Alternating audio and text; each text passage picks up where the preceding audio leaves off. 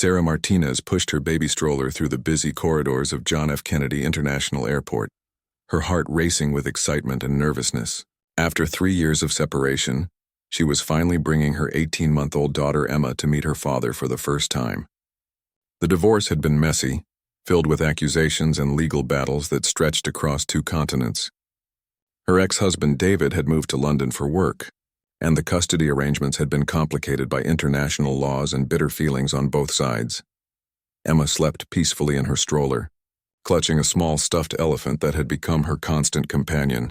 Sarah had packed everything carefully for this trip: baby food, diapers, toys, and most importantly, the legal documents that proved she had permission to travel internationally with Emma. The court-ordered visitation was supposed to be a fresh start, a chance for David to build a relationship with the daughter he had never held. The terminal buzzed with the usual chaos of international travel. Families rushed past with oversized luggage, business travelers typed frantically on laptops, and airport staff weaved through crowds with practiced efficiency. Sarah checked her boarding pass again. Gate 23, departure in 2 hours. She had arrived early, wanting to give herself plenty of time to navigate security with a toddler and all the necessary baby equipment. As she approached the security checkpoint, Sarah noticed an unusual commotion near the diplomatic entrance. Several men in dark suits were stationed at various points, their eyes scanning the crowd with professional alertness. She recognized them immediately as security personnel, though their formal bearing and coordinated movements suggested something more significant than routine airport security. A tall man in an elaborate uniform caught her attention. He stood apart from the others, his posture rigid and commanding. The uniform was unlike anything she had seen before: deep navy blue with gold braiding, ceremonial buttons, and insignia that spoke of high rank and formal protocol.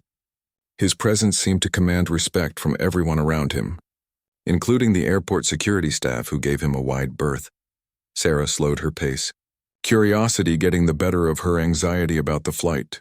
The man's uniform reminded her of something from a movie about European royalty, complete with decorative cords and medals that caught the fluorescent airport lighting. His bearing was unmistakably military, but the ceremonial nature of his dress suggested a role that went beyond ordinary security duties. Emma stirred in her stroller, making the soft cooing sounds that meant she was waking up. Sarah reached into her bag for a bottle, keeping one eye on the unusual scene unfolding ahead. The uniformed man was speaking quietly with airport officials, his manner both authoritative and respectful. Whatever was happening, it was clearly important enough to warrant this level of attention and coordination. Other travelers had begun to notice as well. People were pulling out phones to take pictures, though they kept their distance out of respect or perhaps intimidation. Sarah heard whispered conversations in multiple languages as passengers speculated about who might be arriving or departing to warrant such an elaborate security presence. The man in uniform turned slightly, and Sarah could see his face more clearly. He appeared to be in his 40s, with graying hair and weathered features that suggested years of outdoor duty. His eyes were alert and intelligent, constantly surveying the area with the practiced gaze of someone trained to notice threats and unusual behavior. Despite the formal nature of his role, there was something approachable about his demeanor that set him apart from the more intimidating security personnel surrounding him. Sarah realized she was staring and forced herself to focus on preparing Emma's bottle. The baby was fully awake now, looking around with the curious expression that never failed to make Sarah smile. Emma had David's eyes, a fact that brought both joy and pain every time Sarah noticed it. This trip was supposed to help heal some of those complicated feelings, to give Emma the chance to know her father despite the circumstances that had driven her parents apart. The boarding announcement for an earlier flight echoed through the terminal, reminding Sarah that she needed to get through security soon. She gathered her belongings and began moving toward the checkpoint again, though her attention kept drifting back to the mysterious uniformed figure and his entourage. As she joined the security line, Sarah overheard a conversation between 2 airport employees discussing special protocols for diplomatic arrivals. The words royal escort and official visit caught her attention, making her realize that she had stumbled upon something much more significant than routine airport security. The man in uniform was apparently part of some kind of royal protection detail, though what monarchy might be represented at JFK Airport was beyond her knowledge. Emma began to fuss slightly, and Sarah rocked the stroller gently while they waited in line. The baby's needs always took precedence over her curiosity about current events, and she focused on keeping Emma comfortable and happy for the long flight ahead. The bottle seemed to satisfy the little girl, who settled back into her seat with a contented sigh. The security line moved slowly, as it always did when dealing with the complexities of international travel. Sarah used the time to double-check her documents and mentally rehearse the explanations she might need to give about traveling alone with a small child. The custody papers were in order, but she knew from experience that airport security could be unpredictable when it came to single parents crossing international borders. As they approached the front of the line, Sarah noticed that the uniformed man had moved closer to the security checkpoint. His presence seemed to be causing some kind of disruption in the normal flow of passengers, though she couldn't tell exactly what was happening. Airport staff were speaking in hushed tones, and there seemed to be some kind of protocol being followed that was unfamiliar to the regular security personnel. Sarah's turn came to place her items on the conveyor belt for X-ray screening. Emma's stroller would need to be collapsed and examined separately, a process that always made Sarah nervous since it involved waking the baby and managing multiple bags while navigating airport security procedures. She began the familiar routine of removing shoes, electronics, and liquids from her carry-on bag, all while keeping Emma entertained and preventing her from becoming upset by the strange environment and procedures. Just as Sarah lifted Emma from the stroller to collapse it for the security screening, the uniformed man stepped forward. His movement was swift but not aggressive, more like someone who had suddenly recognized something important. Sarah froze, holding Emma protectively against her chest as the man approached them with purposeful strides. "Excuse me, miss," the man said, his voice carrying a distinct British accent that was both formal and surprisingly gentle. "I need to speak with you for a moment." Sarah's heart began to pound. Her mind immediately raced through all the possibilities. Had she forgotten some document? Was there a problem with Emma's passport? Or worse, had David somehow tried to prevent them from traveling? The custody battle had been so bitter that she wouldn't put it past him to create last-minute complications, even though the court had given her explicit permission for this visit. "Is there a problem with our documents?" Sarah asked, trying to keep her voice steady despite her growing anxiety. Emma sensed her mother's tension and began to whimper softly. The man's expression softened as he looked at the baby. "May I ask the child's name?" he inquired, his formal demeanor giving way to something more personal. "Emma," Sarah replied hesitantly. "Emma Martinez. Is there something wrong? We have all the proper paperwork for travel. The custody agreement allows for this visit." The uniformed man studied Emma's face carefully, his professional composure beginning to crack slightly. Other passengers in the security line were starting to notice the unusual interaction, some craning their necks to see what was happening. Airport security personnel had also taken notice, moving closer but maintaining a respectful distance from the uniformed figure. "Where are you traveling today?" the man asked, though his attention seemed entirely focused on Emma, who had stopped crying and was now staring back at him with curious eyes. "London," Sarah answered, "to visit her father. They've never met because of complications with the divorce and custody arrangements. This is court-ordered visitation." The man nodded slowly, as if pieces of a puzzle were falling into place in his mind. He reached into his jacket and pulled out what appeared to be a photograph, studying it briefly before looking back at Emma. His hands trembled slightly as he held the image, though he tried to maintain his professional composure. "What's your daughter's father's name?" he asked quietly. Sarah hesitated. Something about this interaction felt deeply personal rather than official, despite the formal setting and the man's authoritative uniform. "David Thompson," she said finally. "He works in London now." "Why are you asking these questions?" The photograph nearly slipped from the man's hands. He closed his eyes for a moment, taking a deep breath that seemed to steady him. When he opened them again, there were tears beginning to form, though he fought to maintain his dignified bearing. "Miss Martinez," he said, his voice now noticeably thicker with emotion. "My name is Colonel James Thompson. I believe this little girl is my granddaughter." The words hit Sarah like a physical blow. She had heard David mention his father only once during their brief marriage, and only to say that they had been estranged for many years following some kind of family disagreement. David had been bitter about it, refusing to discuss the details or explain what had driven them apart.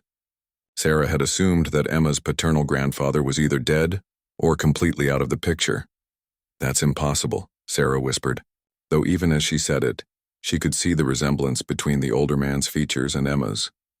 The same strong jawline, the same intelligent eyes, even the same way of tilting the head when curious about something. Colonel Thompson held up the photograph so Sarah could see it. It showed a much younger version of himself in military dress uniform, standing beside a teenage boy who was unmistakably David. Both were smiling, their arms around each other in a pose that spoke of genuine affection and pride. "This was taken at David's graduation from military academy," the colonel explained. "Before our disagreement, before I lost my son to pride and stubbornness on both our parts." Sarah stared at the photograph, then at Emma, then back at the man claiming to be her daughter's grandfather. The family resemblance was undeniable now that she was looking for it. Emma had inherited more than just David's eyes. She had the Thompson bone structure, the same expressive eyebrows, even the same way of pursing her lips when concentrating. "David never told me his father was alive," Sarah said, her voice barely above a whisper. "He said his family was gone, that it was just him. When I tried to ask about relatives, he would shut down completely." The colonel's face crumpled slightly at this revelation. "We haven't spoken in 8 years," he admitted. "Not since he left the military against my wishes. I said things. He said things. And we were both too proud to take them back. I didn't even know he had married, let alone that I had a granddaughter." Emma chose that moment to reach out toward the colonel, her small hand grasping at the shiny buttons on his uniform. The gesture was innocent and natural, the way babies reach for anything that catches their interest. But the effect on Colonel Thompson was profound. His carefully maintained composure finally broke, and tears began to flow freely down his weathered cheeks. "She's beautiful," he whispered, not daring to touch the small hand that was still reaching toward him. "She looks just like David did at that age, and like my wife, Emma's grandmother, who passed away 2 years ago without ever knowing she had a granddaughter." The mention of a grandmother Emma would never meet brought fresh pain to the colonel's eyes. Sarah felt her own emotions welling up as she began to understand the tragedy of the situation. This man had lost years with his son, had missed his daughter-in-law's entire existence, and had been denied the joy of knowing his granddaughter. Meanwhile, Emma had been deprived of loving grandparents who could have enriched her life immeasurably. "What are you doing here?" Sarah asked, still struggling to process this incredible coincidence. "At the airport, I mean. In that uniform." Colonel Thompson wiped his eyes with the back of his hand, trying to regain some measure of professional dignity. "I'm part of the Royal Guard," he explained. "I was assigned to escort a diplomatic party that's departing from JFK today. It's my job to ensure their security and protocol are properly maintained during travel." The irony of the situation was not lost on either of them. Of all the airports in the world, on all the days they could have traveled, fate had brought grandfather and granddaughter together in the most unlikely of circumstances. The very duty that had brought Colonel Thompson to JFK had created the opportunity for him to discover Emma's existence. The security checkpoint had come to a complete standstill. Other passengers watched in fascination as the emotional drama unfolded before them, though most were respectful enough to give the family some space. Airport security staff had formed a loose perimeter around the group, uncertain how to handle a situation that was clearly personal, but involved someone of obvious official importance. Colonel Thompson struggled to compose himself, aware that his professional duties required him to maintain certain standards of conduct, even in the face of this life-changing discovery. He glanced toward his security detail, who were watching the scene with expressions ranging from confusion to concern. "I should let you continue with your journey," he said reluctantly, though his eyes never left Emma's face. "You have a flight to catch, and I have responsibilities here." Sarah found herself in an impossible position. Part of her wanted to comfort this man who had clearly suffered from years of separation from his son, but another part remained protective and suspicious. David's refusal to discuss his family had always seemed like more than just painful memories. There had been an anger there that suggested deep wounds and unresolved conflicts. "What happened between you and David?" she asked quietly. "Why did you stop speaking?" The colonel's jaw tightened, old pain and regret playing across his features. I was too rigid, too demanding, he admitted. David wanted to pursue a career in international business, but I insisted he follow the family tradition of military service. When he finally agreed to attend the academy, I thought I had won. But he was miserable there, and instead of recognizing that, I pushed him harder. Emma had grown tired of reaching for the shiny buttons and had settled back against Sarah's shoulder, content to observe the conversation with the quiet alertness that babies sometimes display when they sense important adult emotions. He left the academy in his final year. Colonel Thompson continued, said he couldn't live his life according to my expectations anymore. I was furious. Felt like he was throwing away everything I had tried to give him.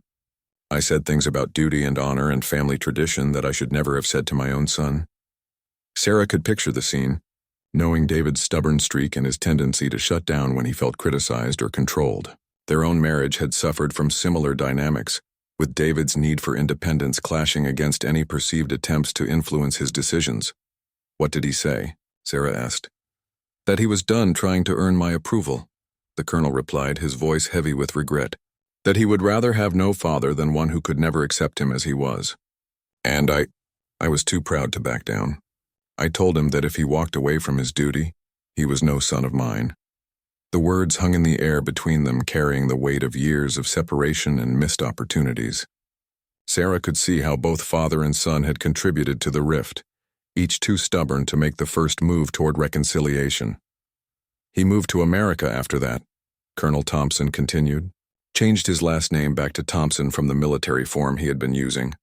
I heard through mutual acquaintances that he was doing well in business, but we never spoke directly. My pride kept me from reaching out, and I suppose his did the same. Sarah shifted Emma to her other arm, buying time to process this information. The story explained so much about David's behavior during their marriage, his fierce independence, his refusal to discuss family, his tendency to cut people off completely when he felt they were trying to control him. He's been successful, Sarah said finally. He has his own consulting firm now, works with international companies. He seemed happy with his choices, but there was always something missing.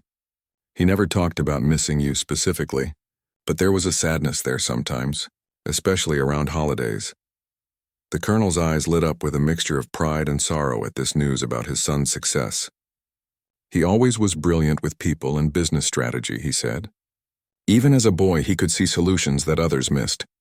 I was so focused on what I thought he should become that I never appreciated what he actually was. A voice over the airport intercom announced boarding for Sarah's flight, breaking into their intense conversation.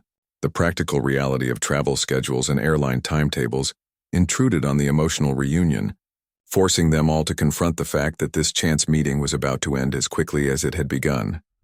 I have to go, Sarah said reluctantly. Our flight is boarding and Emma gets fussy when her schedule is disrupted. Colonel Thompson nodded understanding, though the disappointment in his eyes was unmistakable. Of course. You have plans, commitments. David is expecting you. Sarah hesitated at the security checkpoint, torn between her original mission and this unexpected development.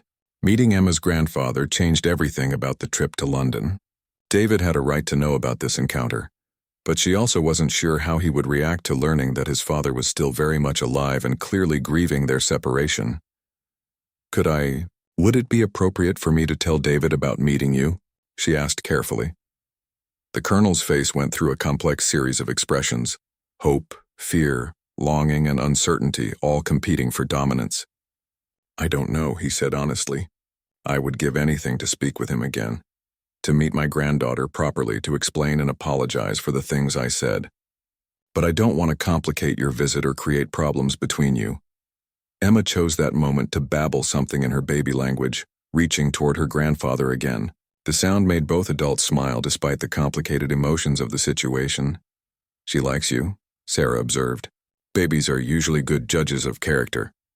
She's perfect, Colonel Thompson said softly. David must be so proud to be her father. Sarah thought about David's awkwardness during their video calls, his nervousness about meeting Emma for the first time, his obvious desire to do right by his daughter, despite having no experience with children. He is proud, she said, but he's also terrified. He's never been around babies much. and he's worried about living up to being the father she deserves. The colonel's expression softened with understanding, and perhaps a touch of recognition. "That sounds like David," he said, "always putting enormous pressure on himself to be perfect, to meet impossible standards." Another boarding announcement echoed through the terminal, this one specifically calling for passengers with small children. Sarah knew she couldn't delay much longer without risking complications with their travel plans.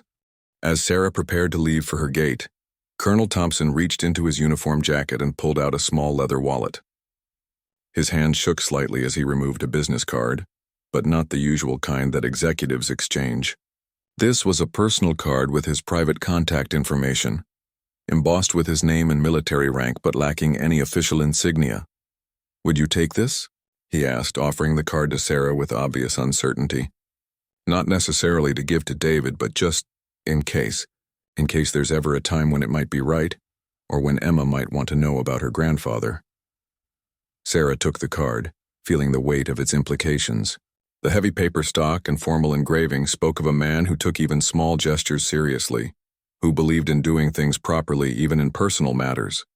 She tucked it carefully into her wallet next to Emma's passport and travel documents. "There's something else," Colonel Thompson said, his voice dropping to almost a whisper. "Something David doesn't know that he couldn't know because we stopped speaking before it happened." Sarah waited, sensing that whatever he was about to reveal would be significant. "His mother, my wife Margaret, developed early-onset Alzheimer's disease about 3 years after David left," the colonel explained, his words heavy with grief. "She spent her last years asking about him constantly, wondering why he never called or visited. I never had the heart to tell her about our fight, so I made excuses, said he was busy with work, traveling, that he would visit soon." The revelation hit Sarah like a physical blow. She thought about David's occasional mentions of his mother, always brief and tinged with what she had assumed was normal grief over losing a parent. He had no idea that his mother had spent her final years wondering about his absence. No idea that their estrangement had caused her additional pain during an already difficult illness. "She kept a photo of him by her bedside," Colonel Thompson continued. "The same one I showed you.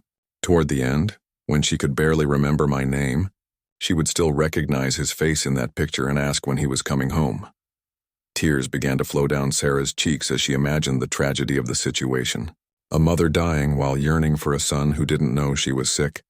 A son who had no opportunity to say goodbye or seek forgiveness, and a father bearing the weight of both losses in silence. "I should have swallowed my pride," the colonel said, his own voice breaking. "I should have contacted David when she got sick. Should have given them both the chance to reconcile before it was too late. Instead, I let my stubborn need to be right cost them both that opportunity." Emma began to fuss slightly, picking up on the emotional intensity surrounding her. Sarah rocked her gently while processing this new information and trying to decide what it meant for her mission to bring father and daughter together. "David doesn't know she's gone?" Sarah asked. "I sent a letter to his last known address in New York," Colonel Thompson replied. "But by then he had moved, gotten married to you, started a new life. The letter was returned undelivered, and I didn't know how else to reach him. I hired a private investigator briefly, but when I learned he was married and seemingly happy, I decided not to intrude on his new life with reminders of the family he had chosen to leave behind." The boarding announcement for their flight became more urgent, with gate agents specifically calling for final boarding. Sarah knew she was running out of time, but this conversation felt too important to abandon. Emma's future, David's healing, and this grieving grandfather's need for connection all hung in the balance. "I have to make a decision," Sarah said, more to herself than to Colonel Thompson. "I can get on that plane and tell David about meeting you, or I can protect him from more pain about the past. What do you think he would want?" the colonel asked. Sarah considered David's character, his complex relationship with family and duty, his obvious struggle to overcome his own father's influence in becoming the man he wanted to be. "He would want to know," she said finally. "He would hate to think that decisions were being made for him, even well-meaning ones.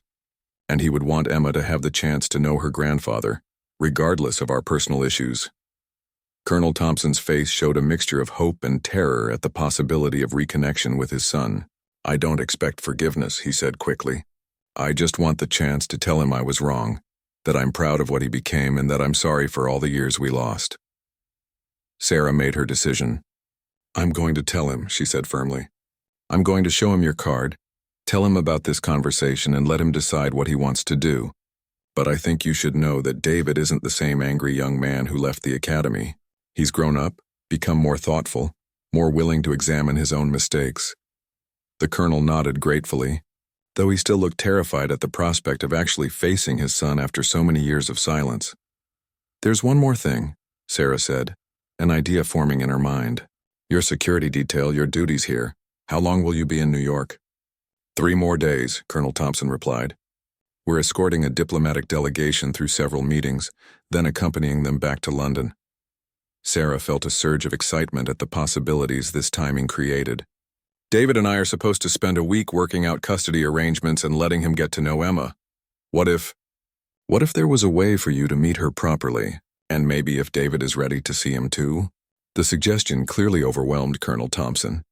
His professional composure, already strained by the emotional nature of their encounter, finally gave way completely. He sat down heavily on a nearby bench, covering his face with his hands as the full weight of possibility and years of suppressed hope crashed over him. "I don't know if I could handle the rejection. If he refuses to see me," he admitted through his tears. "It nearly destroyed me when he left the first time. If he turns away from me again, especially now that I know about Emma." Sarah sat beside him, shifting Emma to one arm so she could place a comforting hand on his shoulder. "David's not cruel," she said gently. "Even when he was angry with me during the divorce, he never tried to hurt me unnecessarily. If you approach him honestly, with humility and love, I think he'll at least listen." The final boarding call for their flight echoed through the terminal, accompanied by warnings that the gate would close in 5 minutes. Sarah knew she had to make a choice immediately: miss the flight and disrupt all their carefully planned arrangements, or leave this broken family situation unresolved for who knew how much longer. Sarah stood at the crossroads of a life-changing decision. The gate agent's voice over the intercom had taken on an urgent tone, announcing that this was the absolute final call for passengers on Flight 142 to London. Emma began to cry, sensing her mother's stress and confusion about the disruption to their routine. "I have to go," Sarah said, standing up from the bench where she had been comforting Colonel Thompson. "But I promise you I will tell David about this meeting. I'll show him your card, explain everything you told me about his mother, and give him the choice of whether to contact you." Colonel Thompson stood as well, his training helping him regain some measure of composure, despite the emotional turmoil of the last half hour. "Thank you," he said simply. "That's more than I had any right to hope for." Sarah gathered her belongings quickly, collapsing Emma's stroller and grabbing her carry-on bag. The security checkpoint that had been the site of their unexpected reunion now became a barrier she needed to cross rapidly to catch her flight. "Wait," Colonel Thompson called out as she approached the metal detector. He reached into his jacket again, this time pulling out a small silver locket on a delicate chain. "This was Margaret's," he said, offering it to Sarah. "She wore it every day of our marriage. Inside is a picture of David from his high school graduation, before everything went wrong between us." Sarah accepted the locket with trembling hands, understanding immediately the significance of the gesture. This wasn't just a family heirloom, it was a peace offering, a bridge across years of silence and pain. "If David decides he wants nothing to do with me, I understand," Colonel Thompson continued. "But someday Emma might want to know something about her grandmother. Margaret would have loved her so much." The security guard waved Sarah through the metal detector, and she passed through the checkpoint with Emma in her arms, and their belongings scattered across multiple bins. On the other side, she turned back to see Colonel Thompson standing at attention, his professional bearing restored but his eyes still wet with tears. "I'll call you," Sarah mouthed silently across the security barrier. "I promise." The run to Gate 23 was a nightmare of rushing through crowds while managing a crying baby and unwieldy luggage. Flight attendants were literally closing the aircraft door when Sarah arrived, breathless and disheveled. They allowed her to board only because she had a small child. And the disapproving looks from other passengers made it clear that her late arrival had inconvenienced everyone. As the plane taxied toward the runway, Sarah tried to calm Emma while processing everything that had happened in the last hour. The business card was still in her wallet. The locket was safely tucked in her carry-on bag, and her mind was spinning with the implications. of what she had learned about David's family, history. The flight to London was long and gave Sarah plenty of time to think about how to approach this delicate situation. David was expecting a simple custody visit, a chance to meet his daughter and work out practical arrangements for future contact. Instead, Sarah was bringing him news that would potentially turn his understanding of his past upside down. She practiced different ways of telling him about the encounter, considering his likely reactions and trying to anticipate the questions he would ask. Would he be angry that his father had been alive all these years without contacting him? Would he be devastated to learn about his mother's death and her final years of confusion and longing? Or would he simply shut down emotionally the way he always did when confronted with painful family history? Emma slept for most of the flight, exhausted by the emotional intensity and schedule disruption of the morning. During the quiet hours over the Atlantic, Sarah found herself studying her daughter's face and seeing new resemblances to Colonel Thompson now that she knew to look for them. The family genetics were strong, carrying forward features and expressions across generations despite years of separation. When they landed at Heathrow Airport, Sarah's nervousness about seeing David again was complicated by her anxiety about the news she was carrying. David was waiting at the arrivals area, looking exactly as she remembered him, but somehow more nervous than she had ever seen him before. His eyes immediately went to Emma, and Sarah could see the mixture of wonder and terror on his face as he looked at his daughter for the first time. "She's beautiful," he said softly, not yet daring to reach out and touch the baby who was staring back at him with curious eyes. "She looks just like her grandfather," Sarah finished, watching David's expression carefully for his reaction. David laughed, assuming she meant that Emma resembled him. "I suppose she does have the family features," he said, still focused entirely on his daughter. "I was worried she might not remember me from our video calls, but she seems comfortable."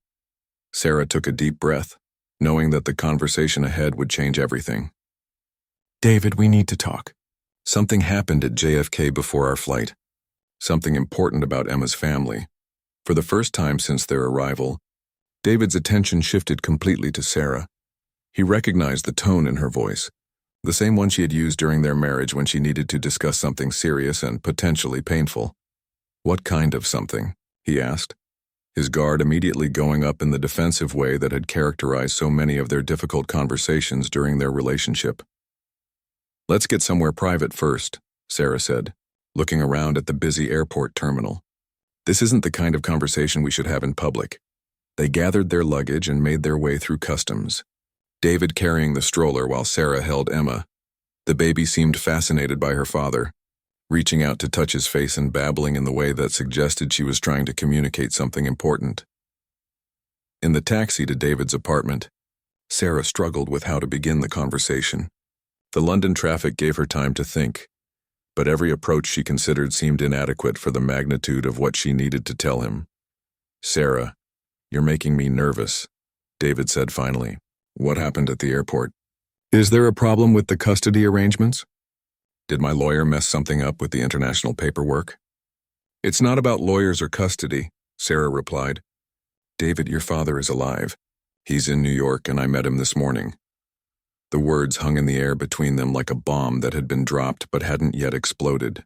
David's face went completely white, and for a moment Sarah thought he might actually pass out from the shock. The taxi ride continued in stunned silence for several minutes after Sarah's revelation. David stared out the window at the London streets, his hands gripping his knees so tightly that his knuckles had turned white. Emma seemed to sense the tension and had grown quiet, watching her father's face with the serious expression that babies sometimes wear when they detect adult distress. "That's impossible," David said finally, his voice barely above a whisper. "My father, we haven't spoken in 8 years. For all I know, he could be dead. Why would he suddenly show up at JFK Airport of all places?" Sarah reached into her wallet and pulled out Colonel Thompson's business card, holding it out to David. "He didn't show up because of us," she explained. "He was there on official duty, something to do with escorting a diplomatic delegation. He's a colonel in the Royal Guard now. When he saw Emma, he recognized the family resemblance and approached us." David took the card with shaking hands, studying the formal engraving that bore his father's name and military rank. "Colonel James Thompson," he read aloud, his voice hollow with disbelief. Royal Guard. I never knew he had advanced that far in his career. He showed me a photograph, Sarah continued gently, of the two of you together when you graduated from the military academy. You both looked so happy in that picture, David. Whatever happened between you, there was clearly love there once. David's jaw tightened at the mention of the academy, old anger and hurt flickering in his eyes. That was before I disappointed him by choosing my own path instead of his, he said bitterly. Before he made it clear that his approval was more important than my happiness. Sarah reached across the taxi seat and placed her hand over his. He told me what he said to you when you left the academy. He regrets it, David. He called it the worst mistake of his life. He said that? David asked, looking up from the business card with surprise. Those exact words? He's carrying enormous guilt about the years you've been apart, Sarah explained. But David, there's more. There's something else you need to know. Something about your mother. The mention of his mother caused David's expression to soften slightly. Sarah could see the little boy in his face, the son who had loved his parents before pride and stubbornness had torn the family apart. What about my mother? He asked quietly. Sarah took a deep breath, knowing that the next few sentences would cause David immense pain. She's gone, David. She died 2 years ago from Alzheimer's disease. Your father said she spent her final years asking about you, wondering why you never called or visited. The news hit David like a physical blow. He doubled over slightly as if someone had punched him in the stomach. Emma reached out to touch her father's face, her small hand patting his cheek with the instinctive comfort that children sometimes offer to distressed adults. She's dead, David whispered, tears beginning to flow down his cheeks. My mother is dead and I never got to say goodbye. I never got to explain why I stayed away. Never got to tell her that I loved her despite everything that happened with Dad. Sarah pulled the silver locket from her carry-on bag and placed it gently in David's free hand. This was hers, she said softly. Your father wanted Emma to have something from her grandmother. There's a picture of you inside from your high school graduation. David opened the locket with trembling fingers, revealing a small photograph of himself as a teenager, smiling and proud in his graduation cap and gown. The image was from before the conflicts with his father had begun, when the future still seemed full of possibilities and family relationships were uncomplicated by adult disappointments. She kept this with her? David asked, his voice breaking. Every day, Sarah confirmed. Even when the Alzheimer's made her forget other things, she still recognized your face in that picture and asked when you were coming home. The taxi pulled up outside David's apartment building, but neither of them made any move to get out. David sat holding the locket and his father's business card, tears streaming down his face as he processed the magnitude of what he had lost during their years of separation. I was so angry, he said finally, so determined to prove that I could succeed without his approval, that I cut myself off from everything that connected me to home. I thought I was showing him that his opinion didn't matter. But instead I just punished myself and apparently her too. Emma began to fuss slightly, tired from the long journey and confused by the emotional intensity surrounding her. David looked at his daughter, really seeing her for the first time since Sarah's revelation about his father. She has his eyes, David said with sudden recognition, and Mother's chin. I was so focused on seeing myself in her that I missed the other family resemblances. Your father was amazed by how much she looks like you did as a baby, Sarah said, and like your mother, apparently. He said she would have loved Emma so much. David wiped his eyes and made an effort to compose himself, though his hands were still shaking as he gathered their luggage. What did you tell him? He asked. About me, about Emma, about this visit. I told him you were successful, that you had built a good life, but that there was always something missing, Sarah replied honestly. I also told him that I thought you would want to know about this meeting, that you would want the choice of whether to contact him. They made their way up to David's apartment, Emma finally falling asleep in her father's arms as they climbed the stairs. The domestic normalcy of settling in with luggage and baby supplies provided a brief respite from the emotional intensity of the conversation, but Sarah knew they weren't finished processing this life-changing development. He's still in New York for 3 more days, Sarah said, as David prepared a bottle for Emma. With his security detail, escorting some kind of diplomatic delegation. David paused in his preparations, understanding immediately the implication of this timing. You think I should call him, he said. It wasn't a question. I think Emma deserves the chance to know her grandfather, Sarah replied carefully, "and I think you both deserve the chance to heal this relationship if it's possible. But the decision has to be yours, David. I won't push you either way." David looked down at Emma, who was sleeping peacefully in his arms despite all the upheaval and travel of the day. "What kind of man does this make me?" he asked quietly. "That I was so stubborn and proud that I let my mother die thinking I didn't love her? That I've kept my daughter from knowing her grandfather because of an 8-year-old argument? It makes you human," Sarah said gently. "Family relationships are complicated, especially when there's hurt and disappointment involved. But you have the chance to change things now, to make sure Emma grows up knowing all the family members who love her." David reached for his phone, then stopped, his hand hovering over the device. "What if he doesn't want to see me?" he asked. "What if too much time has passed? Too much damage has been done?" Sarah thought about Colonel Thompson's tears, his obvious grief and longing, his desperate hope when she had suggested the possibility of reconciliation. "David," she said firmly, "your father was crying in the middle of JFK Airport because he thought he might have found a way back to you. Trust me, he wants to see you." David took a deep breath and picked up the phone, dialing the number on his father's business card before he could lose his nerve. The phone rang once, twice, then a familiar voice answered with formal military precision. "Colonel Thompson speaking." "Dad?" David said, his voice barely above a whisper. "It's David, Sarah told me. She told me about the airport, about Mother, about everything. I think it's time we talked." The silence on the other end of the line stretched for what seemed like an eternity before Colonel Thompson's voice came through. Thick with emotion and disbelief. "Son," he said, the single word carrying 8 years of regret, love, and desperate hope. "I've been waiting for this call for so long." As father and son began their tentative journey back toward each other, Emma slept peacefully in David's arms, surrounded by the love of a family that was finally learning to heal its old wounds and embrace its future together.